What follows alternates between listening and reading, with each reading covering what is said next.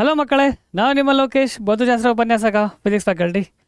ಮಕ್ಕಳೇ, ಇನ್ನೊಂದು ವಿಡಿಯೋ ತೊಗೊಂಬರ್ತಾ ಇದ್ದೀನಿ ನಿಮಗೋಸ್ಕರ ಅಂತಲೇ. KCT ಪ್ರಿಪೇರ್ ಮಾಡೋದಕ್ಕೆ ಸ್ಟಾರ್ಟ್ ಮಾಡಿ ಅಂತಲೇ. ಆಲ್ರೆಡಿ ಕಾಲೇಜ್ ಸ್ಟಾರ್ಟ್ ಆಗಿದೆ, ಫಸ್ಟ್ ಇಯರ್ ಇರಲಿ ಸೆಕೆಂಡ್ ಇಯರ್ ಇರಲಿ. ಸೊ ನಿಮ್ಮ ಟಾರ್ಗೆಟು 150+ ಸ್ಕೋರ್ ಕಡೆನೇ ಇರಬೇಕು. ಸೊ ನಿಮಗೋಸ್ಕರ ಅಂತಲೇ 150+ ಯಾವ ರೀತಿ ಸ್ಟ್ರಾಟಜಿ ಇರುತ್ತೆ ಅಂತ ಡಿಸ್ಕಸ್ ಮಾಡೋಕ್ಕೆ ಬಂದಿರೋದು. ಮಕ್ಕಳೇ, ಫಸ್ಟಿಂದನೂ ಕಂಟಿನ್ಯೂಸ್ ಆಗಿ ಸಿಲೆಬಸ್ ಆಗೋ ಪ್ಯಾರ್ಲಲ್ಲಿನೇ ನೀವು ಸಾಲ್ವ್ ಮಾಡ್ತಾ ಹೋದರೆ ರ್ಯಾಂಕ್ ನಿಮ್ಮದೇ ಆಗುತ್ತೆ. ನಿಮ್ಮದೇ ಅಂದರೆ ರ್ಯಾಂಕ್ ಎಲ್ಲರಿಗೂ ಬರುತ್ತೆ, ಬಟ್ ಆ ರ್ಯಾಂಕಲ್ಲಿ ಟಾಪ್ ರ್ಯಾಂಕ್ ಅಂತ ಏನು ಕರಿತೀವಿ, ಆ ರ್ಯಾಂಕ್ ನಿಮ್ಮದೇ ಆಗಬೇಕು ಅಂದರೆ minimum 150+ for engineering I am telling. Okay, so KCT main basement ಆಗೋದೇ ಇಂಜಿನಿಯರಿಂಗ್ಗೆ. ಸೊ ಅದಕ್ಕೋಸ್ಕರ ಹೇಳ್ತಿರೋದು. ಇನ್ನೊಂದು, ಬೇರೆ ಬೇರೆ ಏನೇ ಎಕ್ಸಾಮ್ ಪ್ರಾಕ್ಟೀಸ್ ಮಾಡ್ತಿದ್ರು ಕೂಡ ಫೈನಲಿ ನಿಮಗೆ ಬ್ಯಾಕಪ್ಪಲ್ಲಿರೋದು KCT ಮಾತ್ರನೇ. ಸೊ ಅದನ್ನು ನೆನಪಲ್ಲಿ ಇಟ್ಕೊಂಡಿರಿ. ಸೊ ಈ ಸೆಷನ್ನಲ್ಲಿ 150+ ಸ್ಕೋರ್ ಮಾಡೋದಕ್ಕೆ ಯಾವ ರೀತಿ ಸ್ಟ್ರಾಟಜಿ ಅಪ್ಲೈ ಮಾಡಬೇಕು, especially physics, chemistry, mathematics 50+ score ಮಾಡಿದ ಅಂದರೆ ಒಳ್ಳೆ 1000 ಒಳಗೆ ರ್ಯಾಂಕ್ ನಿಮ್ಮದೇ ಆಗಿರುತ್ತೆ. ಯಾವ ಕಾಲೇಜ್ ಬೇಕೋ ಆ ಕಾಲೇಜ್ ಸೆಲೆಕ್ಟ್ ಮಾಡ್ಕೊಳ್ಳೋ ಮುಖಾಂತರ ಡಿಗ್ರಿ ಕೋರ್ಸ್ ಚೆನ್ನಾಗಿ ಮಾಡ್ತೀರಾ. ಸೊ ಅದಕ್ಕೋಸ್ಕರನೇ ಈ ವಿಡಿಯೋ. ಮತ್ತು ಆದಷ್ಟು ಹತ್ತಿರದಲ್ಲೇ ನಾವು ನಿಮಗೆ KCT ಸೆಷನ್ಸ್ ಯೂಟ್ಯೂಬಲ್ಲಿ ಕೆಲವು ಸೆಷನ್ಸ್ನ ಮಾಡೋದಕ್ಕೆ ತಯಾರಿರ್ತೀವಿ. ಸೊ ಅದು ಕಮೆಂಟ್ ಬಾಕ್ಸಲ್ಲಿ ಮೆನ್ಷನ್ ಮಾಡಬೇಕು ನೀವೆಷ್ಟು ಜೋಶಾಗಿರ್ತೀರಾ ಅಂತ. ಸೊ ಅದ್ರ ಮುಖಾಂತರ ನಮ್ಗೆ ಇನ್ನಷ್ಟು ಪಾಸಿಟಿವ್ ಎನರ್ಜಿ ಕೊಡುತ್ತೆ ಸೆಷನ್ಸ್ ನಿಮ್ಮ ಮುಂದೆ ತೊಗೊಂಬರೋದಕ್ಕೆ. ಸೊ ಇದಕ್ಕೊಂದೇ ಹೇಳ್ತಿರೋದು, ಸೆಷನ್ನ ಇಷ್ಟ ಆಗಿದರೆ ಲೈಕ್ ಮಾಡಿ, ಜೊತೆಯಲ್ಲಿ ಕಮೆಂಟ್ ಬಾಕ್ಸಲ್ಲಿ ಕಮೆಂಟ್ಸ್ ನಿಮ್ಮದೇ ತುಂಬಿರಬೇಕು. ಓಕೆ, ಸೊ ಕಂಪ್ಲೀಟ್ಲಿ ನಿಮ್ಮ ಗುರಿ ಯಾವುದ್ರ ಕಡೆಗೆ KCT ಇದೆ ಅಂತ ಅಂದ್ಕೊಳ್ಳೋಣ. ಯಾವುದೇ ಕಾಂಪಿಟೇಟಿವ್ ಇರಲಿ, ಬಟ್ ಬ್ಯಾಕಪ್ಪಲ್ಲಿ ಇರಬೇಕು ಅಂತ ಹೇಳಿದ್ನಲ್ವಾ. ಸೊ KCT ಆಗಿದರೆ 150+ ಆ್ಯಕ್ಚುಲಿ ಪಾಸಿಬಲ್ ಫ್ರಮ್ 0. ಎಸ್, ಏನೇ ಆದ್ರೂ ಮೊದಲನೇ ಮೆಟ್ಲಿಂದನೇ ಶುರು ಮಾಡಬೇಕಾಗುತ್ತೆ, ಅದಕ್ಕಿಂತ ಹಿಂದೆ 0. ಸೊ ಆದರೆ 0ಇಂದನೇ ಸ್ಟಾರ್ಟ್ ಮಾಡಿ ಅಂತ ಹೇಳ್ತಿದ್ದೀವಿ. Yes, but only with the right strategy. You don't need to master every chapter, you need to pick the right chapters, practice consistently and never stop revising. ಈ ರಿವೈಸಿಂಗ್ ಅನ್ನೋ ಪದ ತುಂಬಾ ಇಂಪಾರ್ಟೆಂಟು, ರಿವೈಸಿಂಗ್ ಮಾಡಲೇಬೇಕು. ಇನ್ನೊಂದು, KCT competitive ಅಂದರೆ ಏನು ಗೊತ್ತಾ, ಕೆಲವು ಇಂಪಾರ್ಟೆಂಟ್ ಮೇಜರ್ ಚಾಪ್ಟರ್ಸ್ ಮೀನ್ಸ್ ಆ ಇಂಪಾರ್ಟೆಂಟ್ ಅಂತ ಏನಕ್ಕೆ ಕರಿತಿದ್ವಿ ಅಂದರೆ 3-4 ಕ್ವಶನ್ಸ್ ಈಚ್ ಚಾಪ್ಟ್ರಿಂದ ಬರುತ್ತೆ. ಒಂದೊಂದು ಕೆಲವು ಚಾಪ್ಟರ್ಸ್ ಅಂದರೆ 5 ಕ್ವಶನ್ಸೇ ಬರುತ್ತೆ, 4 ಕ್ವಶನ್ಸೇ ಮ್ಯಾಕ್ಸ್ ಅಂದ್ಕೊಳ್ಳಿ. ಸೊ ಅಂಥ ಚಾಪ್ಟರ್ಸ್ನ ನೀವು ಪರ್ಫೆಕ್ಟಾಗಿ ಪ್ರಾಕ್ಟೀಸ್ ಮಾಡೋ ಮುಖಾಂತರ ಮಾಡ್ತಿದ್ದೀರಾ ಅಂದರೆ ರ್ಯಾಂಕ್ ನಿಮ್ಮದೇ ಆಗಿರುತ್ತೆ. ಈಚ್ ಸಬ್ಜೆಕ್ಟಲ್ಲೂ ಆ ಚಾಪ್ಟರ್ಸ್ ಯಾವುವು ಅಂತ ನೀವು ಗ್ರಾಸ್ಪ್ ಮಾಡ್ಕೋಬೇಕು. ಸೊ ಅದನ್ನೇ ಡಿಸ್ಕಸ್ ಮಾಡೋಕ್ಕೆ ಇವತ್ತು ಹೇಳೋದು. ಈಚ್ ಸಬ್ಜೆಕ್ಟ್ ವೈಸ್ PCMಲ್ಲಿ ಡಿಸ್ಕಸ್ ಮಾಡ್ತಾ ಹೋಗ್ತೀನಿ.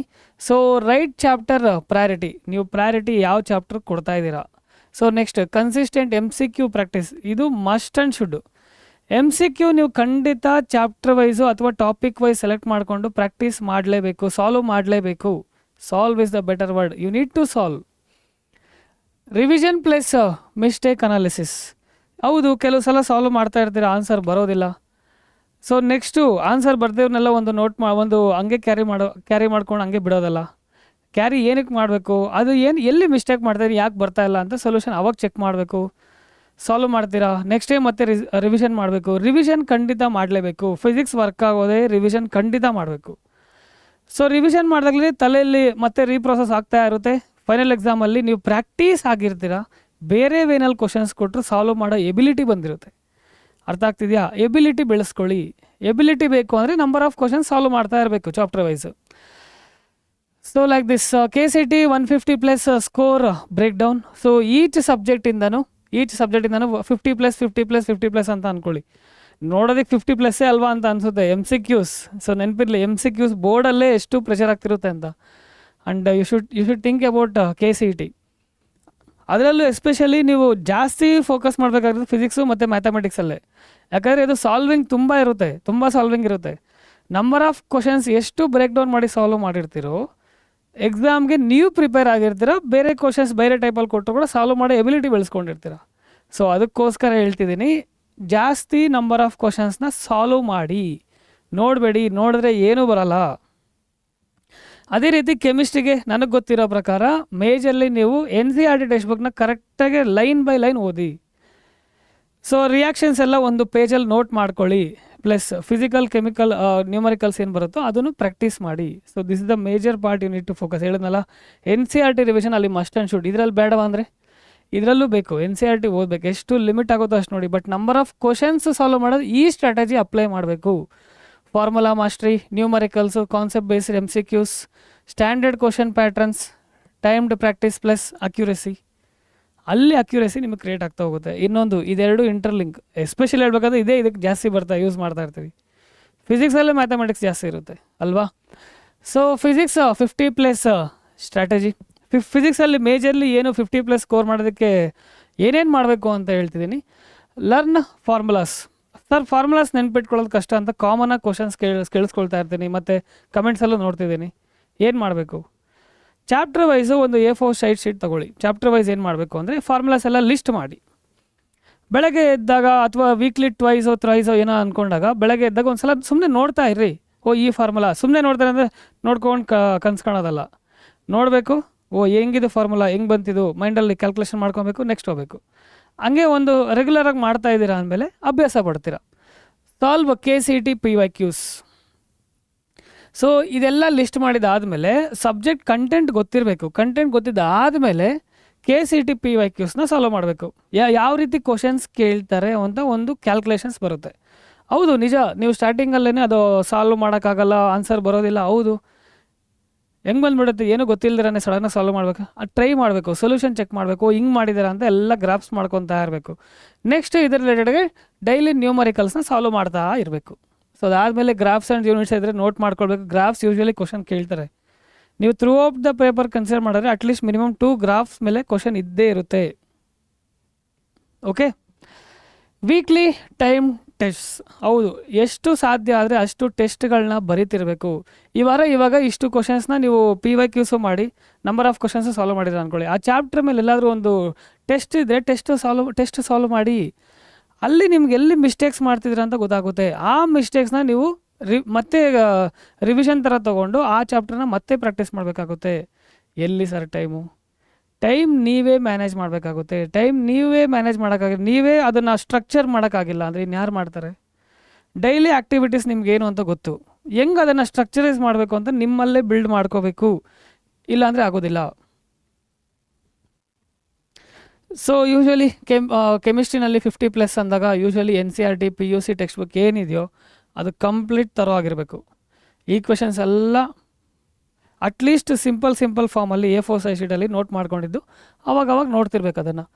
So write and revise named reactions. Reactions ಏನದು ಬರಿಬೇಕಷ್ಟೇ, ಅದು ಬರಿಬೇಕು, ಪ್ರಾಕ್ಟೀಸ್ ಮಾಡಬೇಕು, ನೆನ್ಪಿಟ್ಕೋಬೇಕು. So practice physical chemistry numericals. ಇಲ್ಲಿ ನ್ಯೂಮರಿಕಲ್ಸ್ ಬರುತ್ತೆ. So make short flash card notes for inorganic chemistry. ಏನಾದರೂ ಒಂದು ಕಾರ್ಡ್ಸ್ ಇದ್ದರೆ ಅಥವಾ ಶೀಟ್ಸೇ ಆ ಥರ ಮಾಡ್ಕೊಂಡ್ರು ಫ್ಲ್ಯಾಶ್ ಕಾರ್ಡ್ಸ್ ಥರ ಹಂಗೂ ಮಾಡ್ಕೊಬೋದು ನಿಮ್ಮ ಓನಲ್ಲೇ. ಎಲ್ಲೂ ಬೈ ಮಾಡೋ ಅವಶ್ಯಕತೆ ಇಲ್ಲ. ನೀವೇನು ಬರೀತಿರೋ ಅದೇ ನೆನ್ಪಿಟ್ಕೊಳ್ಳೋದಕ್ಕೆ ಸಾಧ್ಯ ಆಗುತ್ತೆ. ಒಂದು ಸಲ ನೋಟ್ ಮಾಡ್ಕೊಳ್ಳಿ, ಎಕ್ಸಾಮ್ ಆಗೋರ್ಗು ನಿಮ್ಮ ಜೊತೆ ಇರುತ್ತೆ. ನಿಮ್ಮ ಟಾರ್ಗೆಟ್ KCET ಆಗಿರ್ಬೇಕು. ಆ್ಯಕ್ಚುಲಿ ಬೋರ್ಡ್ಸ್ ಅಲ್ಲ, ಬೋರ್ಡ್ಸ್ ನೀವು ಲಾಸ್ಟಿಗೆ ನೀವೇ ಫೀಲ್ ಆಗ್ತಾರೆ ಏನೂ ಇಲ್ಲ ಸರ್ ಬೋರ್ಡ್ಸ್ ಅಂತ. ಯಾವಾಗ ಈ ಕಾಂಪಿಟೇಟಿವ್ನ ಪ್ರಿಪೇರ್ ಆಗ್ತಾ ಹೋಗ್ತಿದ್ರೆ ಬೋರ್ಡ್ಸ್ ಸಿಂಪಲ್ ಆಗೋಗುತ್ತೆ. ಹೌದು, ಬೋರ್ಡ್ಸು ಇಂಪಾರ್ಟೆಂಟೇ. 50 ಮಾರ್ಕ್ಸ್ ಅದನ್ನು ಕನ್ಸಿಡರ್ ಮಾಡ್ತಾರೆ, 50% ಇದನ್ನು ಕನ್ಸಿಡರ್ ಮಾಡ್ತಾರೆ. ಬಟ್ ಅದು ಹೆಂಗೆ ಅಂತ ಸೆಷನ್ಸ್ ಹೋಗ್ತಾ ನಿಮಗೆ ಅರ್ಥ ಆಗುತ್ತೆ. Solve chapter wise KCET PYQs after every chapter. ಖಂಡಿತ ಎವ್ರಿ ಚಾಪ್ಟರ್ ಆದಮೇಲೆ KCET PYQs ಸಾಲ್ವ್ ಮಾಡಲೇಬೇಕು ಎಲ್ಲ ಸಬ್ಜೆಕ್ಟಲ್ಲೂ. Revise every chapter at least once every 10 days. Revision ಮಾಡ್ತಿರ್ಬೇಕು ಅವಾಗ. ಅಟ್ಲೀಸ್ಟ್ ಟೆಸ್ಟ್ಗಳು ಬರುತ್ತಲ್ಲ ಅವಾಗಾದರೂ ರಿವಿಷನ್ ಮಾಡಬೇಕು. ಸೊ ಮ್ಯಾಥಮೆಟಿಕ್ಸ್ ಅಂತ ನೋಡಿದಾಗ ಸಾಲ್ವ್ ಖಂಡಿತ ಇರಲೇಬೇಕು. ಇನ್ನೊಂದು, ಬೋರ್ಡ್ಸ್ಗೆ ಕ್ಯಾಲ್ಕುಲೇಟರ್ ಇರುತ್ತೆ, ಕಾಂಪಿಟೇಟಿವ್ಗೆ ಕ್ಯಾಲ್ಕುಲೇಟರ್ ಇರೋದಿಲ್ಲ. ಸಾಲ್ವ್ ಮಾಡೋ ಥರನೇ ಕೊಟ್ಟಿರ್ತಾರೆ, ನೀವು ಒಂದೇನಾದರೂ ಒಂದು ಟ್ರಿಕ್ ಉಪಯೋಗಿಸ್ಬಿಟ್ಟು solve ಮಾಡಬೇಕಷ್ಟೇ.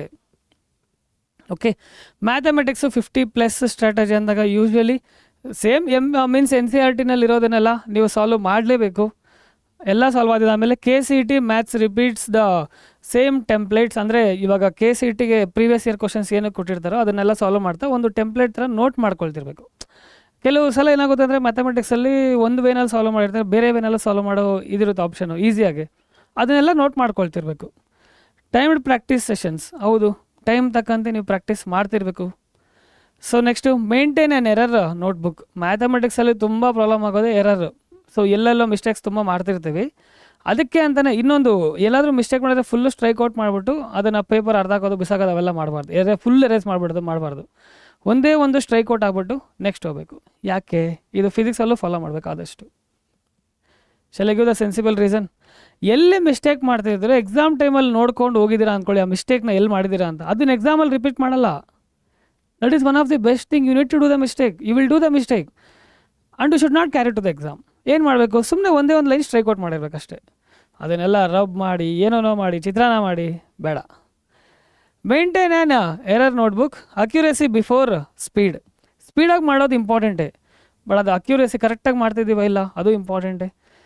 So next daily target 40 to 50 questions ಥರ ಸಾಲ್ವ್ ಮಾಡೋದನ್ನು ಅಭ್ಯಾಸ ಮಾಡ್ಕೊಳ್ಳಿ. MCQ ಟೈಪ್ನ ಅಟ್ಲೀಸ್ಟ್ ಮಿನಿಮಮ್ ನೋಡಿ. ಫಸ್ಟು ಸ್ಟಾರ್ಟ್ ಮಾಡೋದೇ ಇಂಪಾರ್ಟೆಂಟು.